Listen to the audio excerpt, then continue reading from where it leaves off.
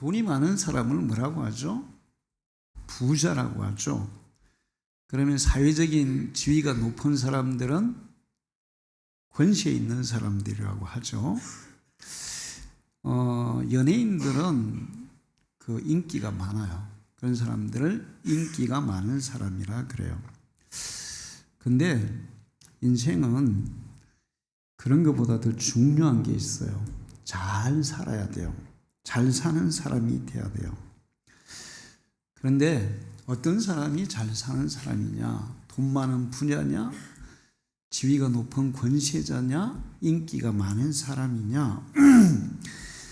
그게 아니고 좋은 추억을 많이 가지고 사는 사람이 잘 사는 사람이다, 이렇게 얘기하더라고요. 제가 그걸 조금 더 분석해 봤어요. 좋은 추억을 가지고 산다는 게 뭘까? 그거는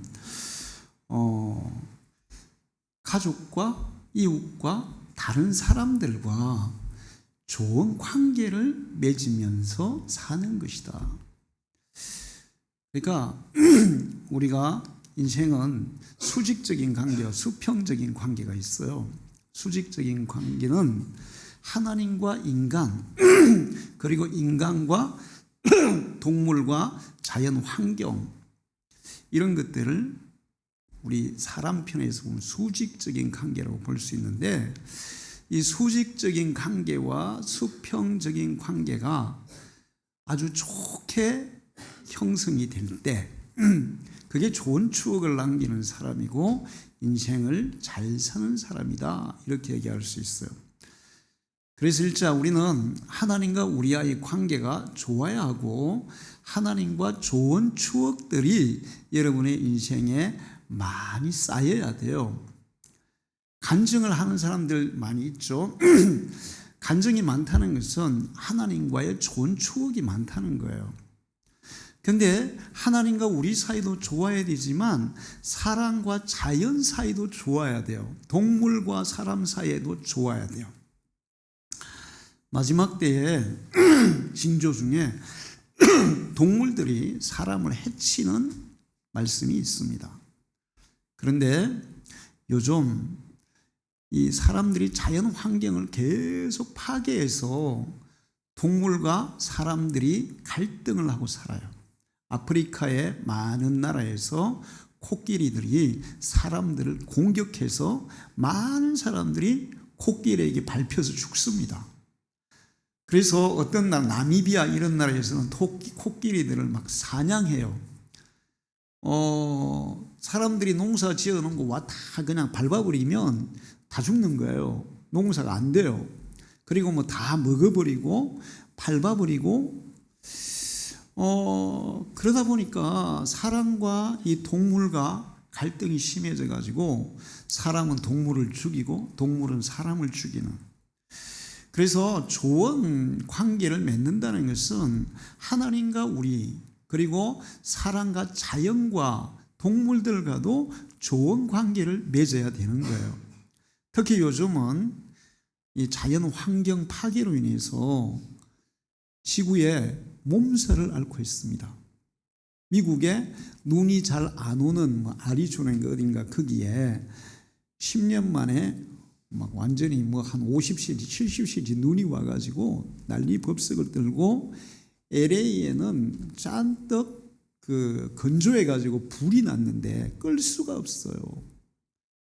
지금 LA에 불이 났는데 그 바람을 악마의 바람이라더라고요. 바람이 얼마나 세게 불든지 걷잡을 수가 없는 거예요.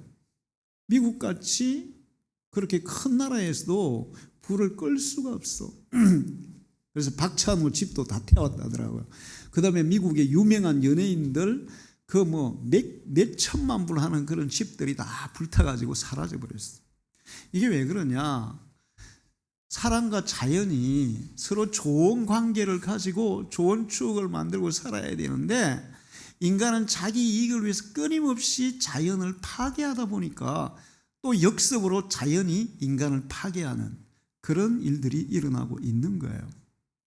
그래서 사람은 하나님과 자연과 동물과의 이 수직적인 관계도 좋은 관계를 가지고 살아야 우리가 인생을 잘 사는 인생이다, 이렇게 얘기할 수 있어요. 그리고 또 사람과의 관계, 수평적인 사람들과의 관계도 좋은 관계를 가져야 좋은 추억을 가지고 잘 사는 인생이 되는 겁니다. 가족들 간에 좋은 관계를 통해서 좋은 추억들을 많이 쌓으면서 살아가기를 축원합니다. 좋은 추억을 가지라 하니까 뭐 좋은 관광지에 가족끼리 여행을 가고 또 뭐 캠핑을 가고 뭐 그런 것만 좋은 추억이라고 생각하는 그게 아니에요. 가족들과 좋은 대화를 나누고 서로의 마음을 나누고 서로를 이해하고 서로를 격려하고 사랑하는 그런 것들이 어떻게 보면 여행을 하거나 아니면 캠핑을 가거나 그런 것보다 더 중요한 좋은 관계의 요소가 될 수 있습니다. 친구들과 이웃들과도 또 성도들과도 좋은 관계를 통해서 좋은 추억들을 만들면서 살아가기를 축원합니다. 성경 66권 중에 단 한 장으로 되어 있는 것이 바로 빌레몬서예요. 사도 바울이 빌레몬에게 편지를 보낸 것이 빌레몬서입니다. 성경의 내용과 성경학자들의 설명을 통해서 빌레몬에 대해서 알아보면 빌레몬은 골로새라는 지역의 유지였어요. 골로새는 지금의 터키에 있는 지역의 작은 도시였습니다. 작은 도시인데 원래는 이 골로새라는 지역이 이 교통요지라 가지고 굉장히 발전된 도시였어요. 그런데 주변에 이제 다른 도시들이 발전하면서 조금은 뒤로 밀린, 그러나 상당히 여건이 좋은 그런 도시가 골로새라는 도시였어요. 근데 그 골로새에서 상당히 경제적으로도 여유 있고 그 다음에 사람들에게 아주 덕망 있는 사람이 바로 빌레몬이었다, 그렇게 얘기를 해요. 빌레몬의 집에 노예가 있은 것을 보면 상당히 부유한 집안이었음을 알 수 있어요. 그리고 그의 집을 나중에 교회로 내놓아서 교회로 사용했는데 그렇다면 집도 상당히 크고 또 넓었던 것을 알 수가 있습니다. 그리고 이 빌레몬이 자기 아들을 목회자로 만들어서 이 골로새 교회에서 목회를 하게 했어요. 요즘 우리나라는 목회 세습 때문에 굉장히 몸살을 앓고 있습니다. 불신자들에게 엄청난 비난을 받고 있어요. 왜 그런가 하면 크고 화려하고 신자 많고 재정도 많고, 우리나라에서 재정이 제일 많은 교회는 명성교회인데 1년에 예산이 얼마인지 아세요? 1,000억이에요. 1,000억. 실감을 못 하시네. 1,000억이 얼마나 많은 돈인지. 요즘 워낙 뭐 줘 그러니까 1,000억 그래도 뭐 사람들이 에이 뭐 이렇게 어마어마한 겁니다. 근데 이제 그 아들에게 물려주니까 말이 되는 거예요. 그런데 이 시대에 빌레몬이 자기 아들 아키뽀를 골로새 교회의 목회자로 세울 때 이 시대에는 목회자가 된다는 것은 목숨을 걸어야 하는 상당히 위험한 그런 일이었어요. 굉장히 핍박이 심하고 불신자들로부터 핍박이 심하고 로마 정부로부터도 핍박이 심한 그런 시대에 목회자가 된다는 것은 핍박과 고난과 죽음을 감수해야 되는 그런 것임에도 불구하고 그 일이 너무 얼마나 중요한지 알았기 때문에 자기 아들을 목회자로 헌신하게 했습니다.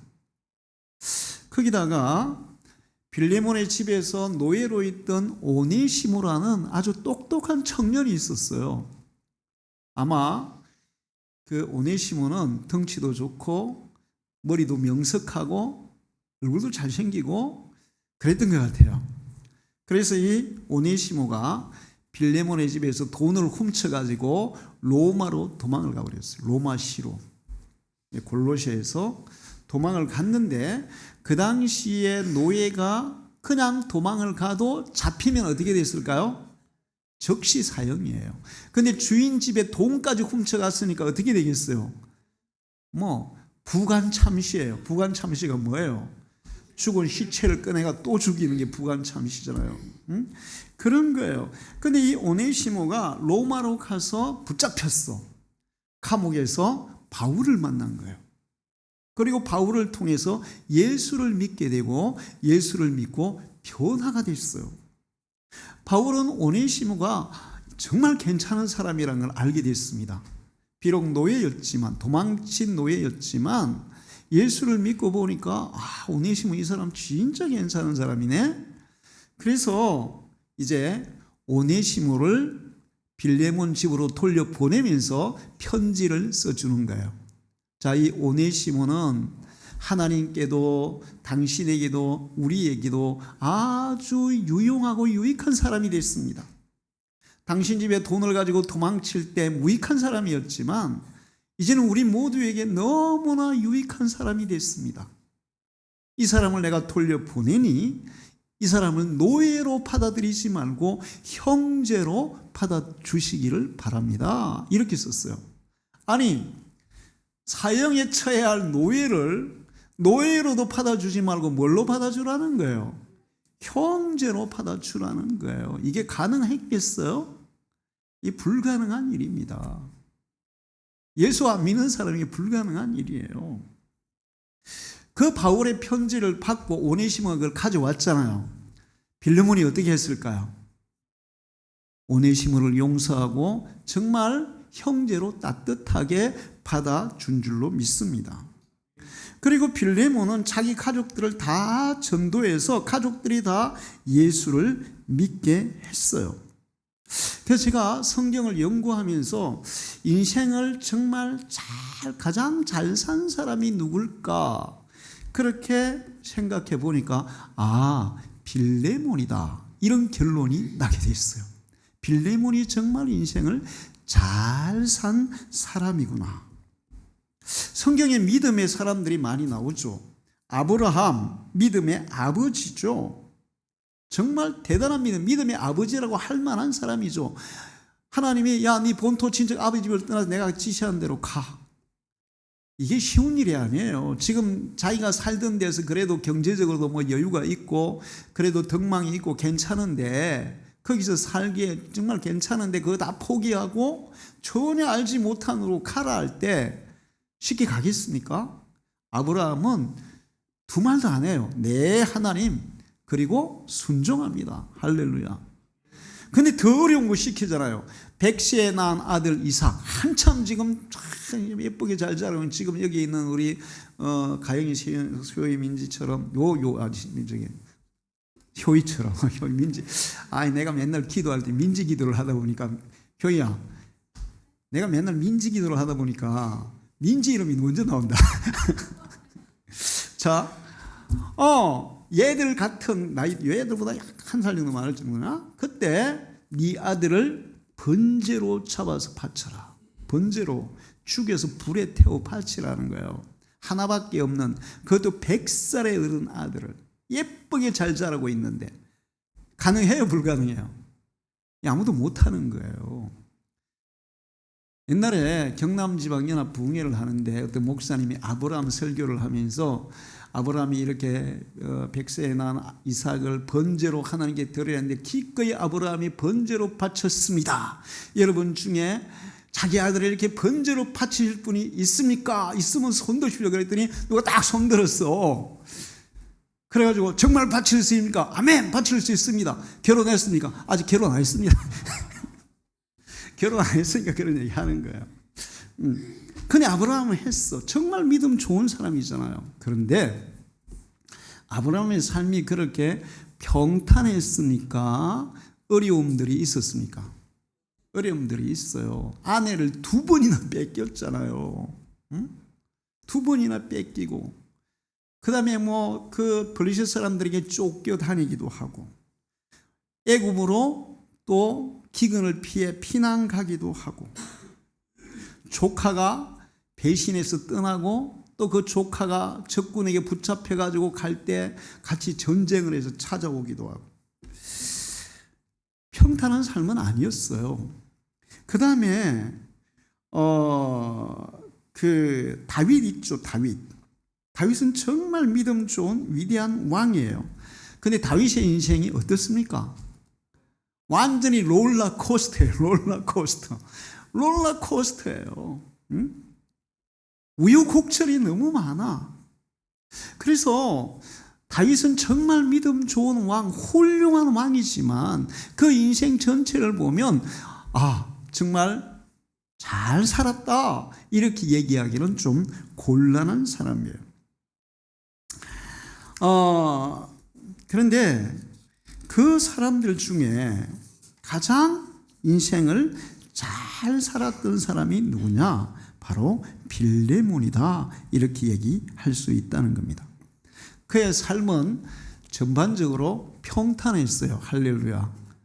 여러분의 삶이 평탄하게 펼쳐지기를 축원합니다. 제가 살아보니까 저는 우리 집안에서 처음 예수를 믿고 목사가 됐기 때문에 저도 이 롤러코스터 인생을 사는 것 같아요. 그래서 우리 집사람이 항상 불안하대요. 롤러코스터를 타는 것 같아서. 이해가 돼요. 그런데 이제 예수를 2대, 3대, 4대 이렇게 정말 진실하게 잘 믿다 보면 롤러코스터 인생이 아니라 평탄한 삶이 펼쳐지는 것을 볼 수 있어요. 할렐루야. 아브라함은 약간 굴곡이 있지만 이삭은 어때요? 굉장히 평탄합니다. 할렐루야. 평탄해요. 자, 근데 빌레몬이 상당히 평탄하고 평안한 삶을 누린 사람이었고 신앙적으로도 아주 훌륭한 신앙인이었고, 그러니까 자기 가족들을 다 전도해서 예수 믿게 하고 자기 자녀를, 아들을 목사로 만들고 그 다음에 자기 재물을 하나님 앞에 헌신해서 교회로 세우고, 바울이 오늘 성경에도 빌레몬으로 인하여서 내가 기쁨을 얻었다 이런 얘기를 하잖아요.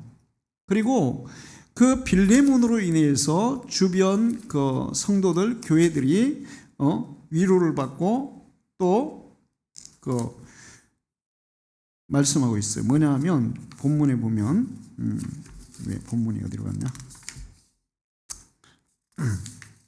거기 보면 하나님 우리 아버지와 주 예수 그리스도로부터 은혜와 평강이 너에게 있으니 내가 항상 내 하나님께 감사하고 기도할 때 너를 말함은, 바울이 빌레몬을 못 잊는다는 거예요. 항상 기도할 때 너를 말함은 주 예수와 및 모든 성도에 대한 내 사랑과 믿음을 들음이니.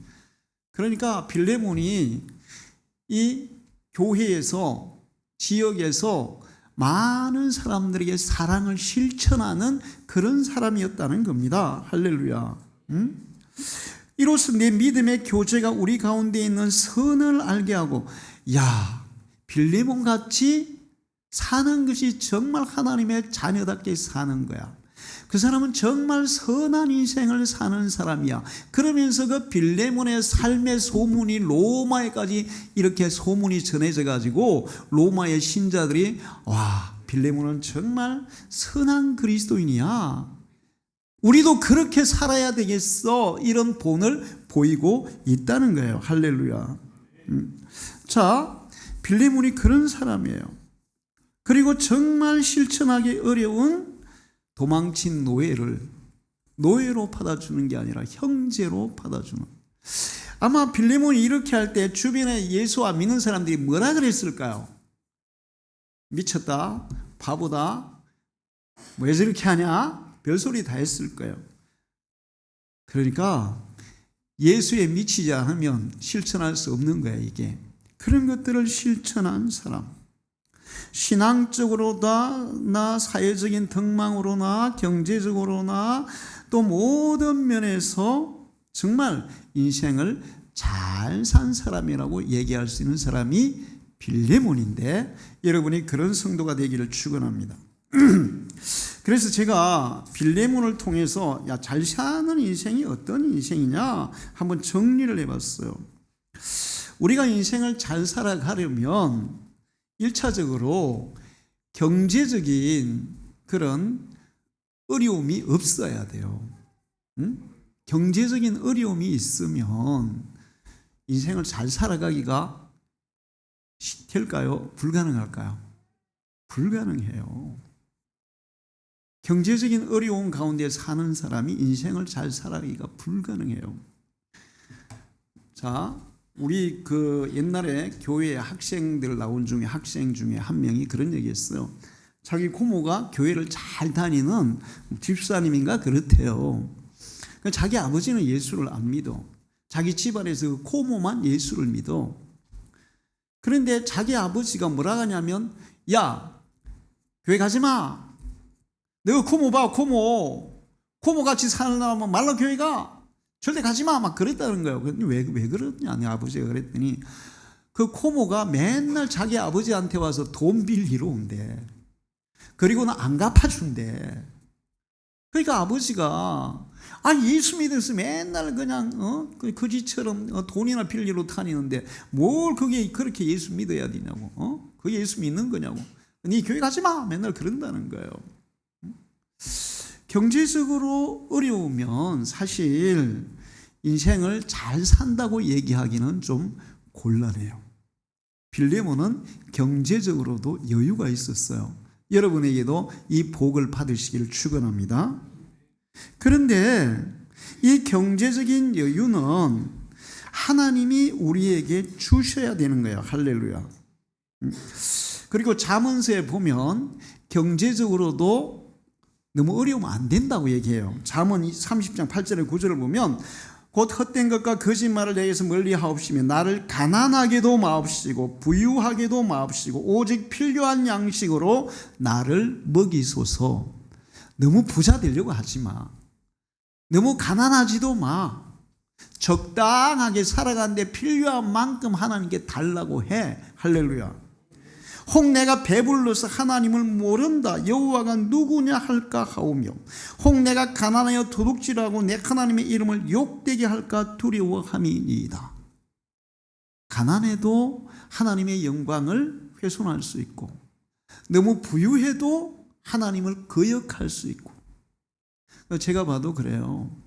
정말 어려운 가운데 예수를 믿어서 하나님의 복을 받았어. 그래서 경제적으로 여유가 생겼어. 그러면 그때부터는 주일날 사교 모임 가야 된다 그러고 골프 치러 가야 된다 슬슬 하나님께 멀어져 가지고 결국에는 하나님이 그러면 어떻게 해야 되겠어요?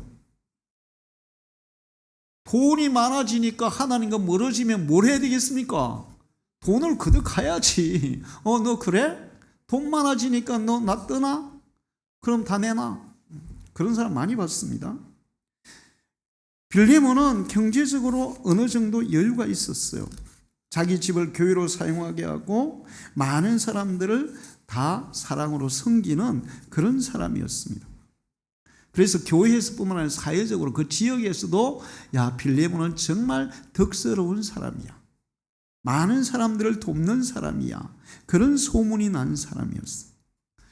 근데 여러분이 목사님 나 경제적으로 힘든데요? 그럼 나 예수 이거 나 잘못 믿는 거야? 아니에요. 여러분이 예수를 믿기 시작할 때 경제적으로 어려울 수 있어요. 그런데 여러분이 정말 하나님 앞에 믿음으로 서기만 한다면 하나님이 여러분의 경제를 책임질 줄로 믿습니다.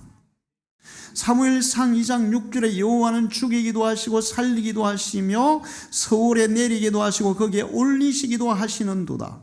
여호와는 가난하기도 하시고 부하기도 하시고 낮추기도 하시고 높이기도 하시는도다. 할렐루야. 하나님이 마음만 잡수시면 언제든지 여러분을 부유하게 하실 수 있는 분이에요. 하나님을 굉해하고 그 말씀을 따라 살아가는 자들에게 하나님은 반드시 경제적인 복을 주신다고 약속하셨어요. 그런즉 너는 오늘 내가 네게 명하는 명령과 규례와 법도를 지켜 행할지니라. 우리가 하나님이 말씀하신 대로만 살아가면 우리의 경제는 하나님이 책임져 주십니다. 신명기 7장 13절에 15절을 보면 7장 11절에서 내가 네게 명하는 명령과 규례와 법들을 지켜 행하라. 그러면 너를 사랑하고 네게 복을 주사 너를 번성하게 하시되 네게 주리라고 네 조상들에게 맹세하신 땅에서 네 소생에게 은혜를 베푸시며 내 토지 소산과 곡식과 포도주와 기름을 풍성하게 하시고 내 소와 양을 번식하게 하시리니 내가 복을 받음이 만민보다 훨씬 더하여 너희 중에 남녀와 너희의 짐승의 암수에 생육하지 못함이 없을 것이며 또 여호와께서 모든 질병을 너희에서 멀리하사 할렐루야. 저는 목사님들은 부자가 되면 안 된다고 생각해요. 목회자는 부자가 되면 안 돼요. 그냥 너무 가난해가지고 남에게 뭐 이렇게 뭐 성경비 좀 보내주세요 이렇게 구질구질 이렇게 해도 안 돼. 그냥 필요한 만큼만 있으면 돼요. 그런데 성도들은 저는 부자가 돼야 된다고 생각해요. 할렐루야. 여러분 부자가 되시기를 축원합니다. 부자가 되시기를 축원합니다. 부자가 돼서 하나님이 주시는 그 물질을 가지고 얼마든지 선한 일을 많이 할 수 있어요. 할렐루야.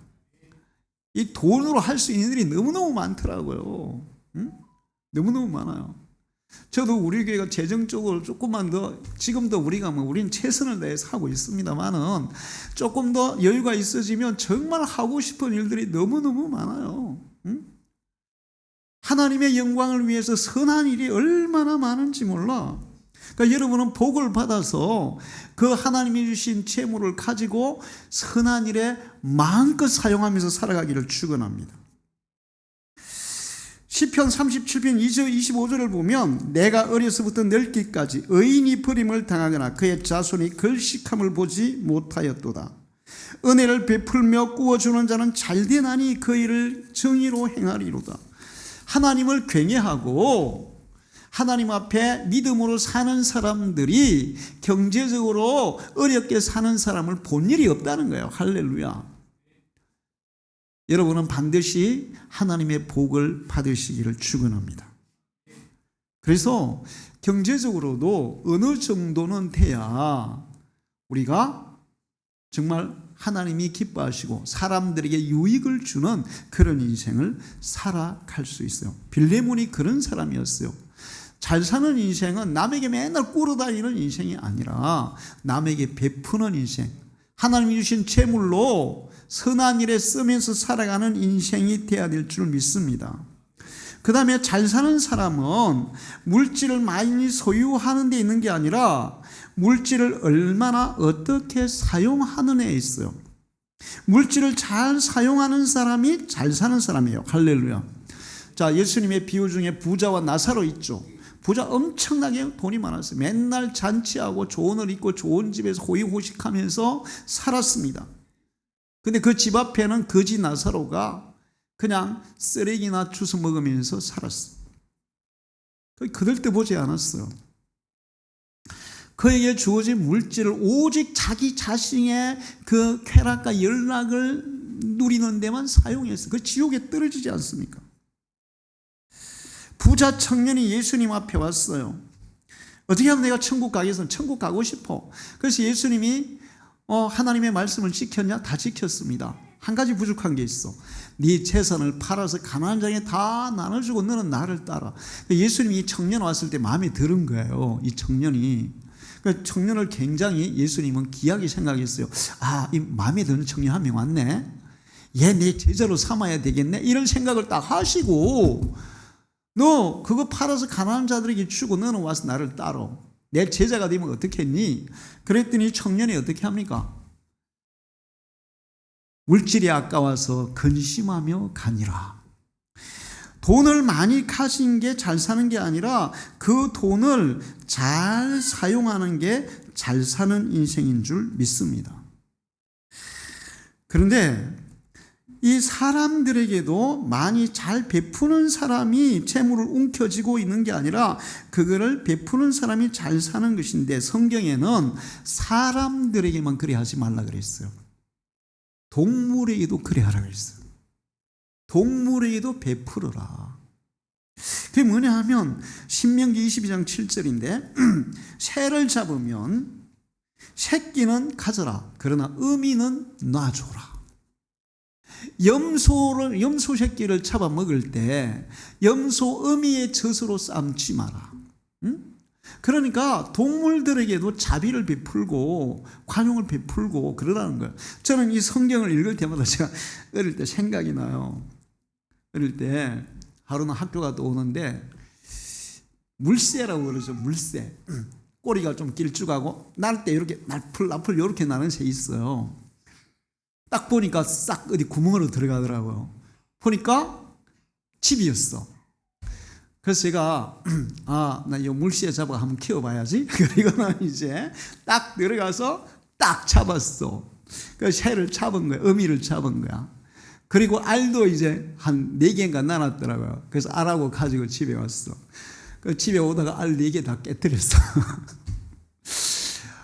그런데 알을 깨뜨리고 나니까 이게 잡아오면서 내가 이제 뭐 잘못해가 뒤에 꼬리가 조금 빠지고 막 이런 거야.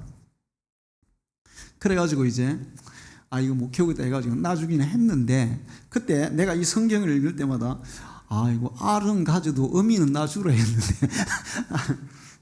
어미하고 다 가질라 그랬네. 이게 뭐냐 하면 사람들에게도 베풀어야 되지만 동물들에게도 베풀어야 된다는 거예요. 할렐루야. 그런데 동물에게만이 아니라 땅에게도 베풀라 그랬어요. 6년 동안이라면 7년째는 어떻게 하라? 땅도 쉬게 해라. 결과적으로 우리는 우리 이익만 챙기고 나 이익만 쌓고 해가지고는 절대로 잘 살 수가 없어요. 다른 사람에게 베풀 때, 동물에게도 베풀 때, 또 땅에게도 자연에게도 베풀 때 우리 자신이 더 잘 살 수 있는 거예요. 할렐루야.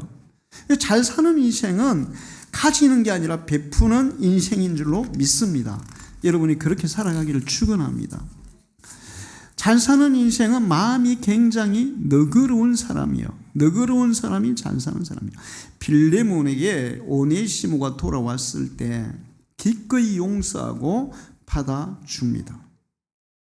그러니까 빌레몬에게 굉장히 너그럽게 용서와 사랑을 베풀고 있어요.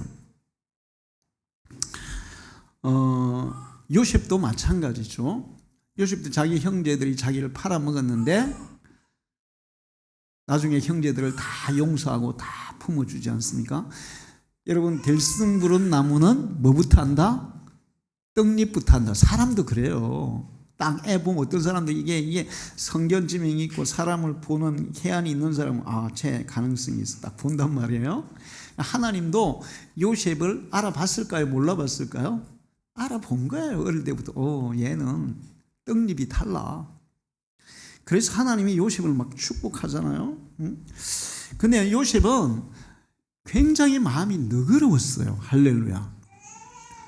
자기를 팔아면 노예로 팔은 형제들 기꺼이 다 감싸 안고 용서하고 베풀고 하지 않습니까? 빌레몬도 그랬어요. 우리가 마음이 옹졸하면 절대로 인생을 잘 살 수가 없습니다. 다른 사람들에게 마음을 너그럽게 써야 잘 사는 인생을 살 수 있어요. 할렐루야. 그 마지막으로 중요한 것은 저는 이게 제일 중요하다고 생각해요. 우리가 충만이라는 찬양을 이제 올해부터 부르는데 그 충만은 무슨 충만을 얘기합니까? 예수로 충만을 얘기하는 거예요. 빌레몬은 예수로 충만한 사람이었어요. 예수로 충만한 사람. 그래서 예수로 충만하기 때문에 다른 사람이 할 수 없는 것들을 할 수 있었던 거예요. 예수로 충만한 사람. 여러분, 우리 뇌에서 세로토닌, 도파민, 엔돌핀 이런 물질들이 나와요. 그 중에 도파민이 무슨 역할을 하냐면 우리의 기분을 엄청 업시키는, 기분을 좋게 하는 그런 역할을 해요. 도파민이 부족하면 무슨 병에 걸릴까요? 우울증에 걸려요. 자, 그런데 문제는 도파민이 과도하면 어떻게 될까요? 도파민이 과도하면 조현병이 걸려요. 조현병이 뭐예요? 미치는 병이죠. 사람들이 미쳤다 그러죠. 조현병. 그럼 조현병 걸린 사람들을 보면 보통 행동이 어떨까요? 어떨까요? 맨날 웃고 있어요. 웃고 있어요. 우리 고향에 그런 사람이 있었는데 맨날 하늘을 보고, 아니 웃을 일이 없는데 하늘을 보고 씩 웃고 있고 지 혼자서 씩 웃고 있고, 그 조현병이야. 도파민이 과도하면 그런 거예요. 그러니까 우리 몸에 유익한 물질들이 있는데 이게 부족해도 안 되고 과도해도 안 돼. 그런데 예수는 아무리 과도하고 아무리 충만해도 충만하면 충만할수록 더 우리에게 유익해요. 할렐루야. 응? 예수는 아무리 충만해도 충만할수록 유익한 거예요. 예수로 충만한 사람이 사도 바울이었어요. 바울은 예수로 충만해서 내가 비천에 처할 줄도 풍부에 처할 줄도 나는 항상 부유하다. 응? 나는 항상 가난한 것 같지만 나는 부유한 사람이야. 그리고 나는 많은 사람들을 부유하게 하는 사람이야. 핍박과 고난을 그렇게 겪으면 나는 항상 기뻐하고 기뻐하는 사람이야. 이거는 도파민 충만이 아니라 예수 충만이에요. 할렐루야. 그런데 바울은, 자, 도파민이 너무 충만한 사람은 감정적으로 막 이렇게 돌아버리는데 이성적으로는 뭐가 되는 거예요? 정신을 잃어버리는 거야. 이성은 마비되는 거예요.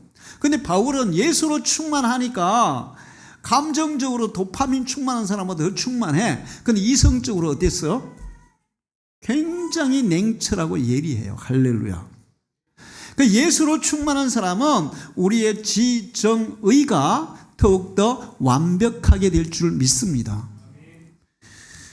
그리고 또 다른 사람들이 실천할 수 없는 그런 것들을 실천하는 능력이 예수 충만한 사람에게 있는 거예요.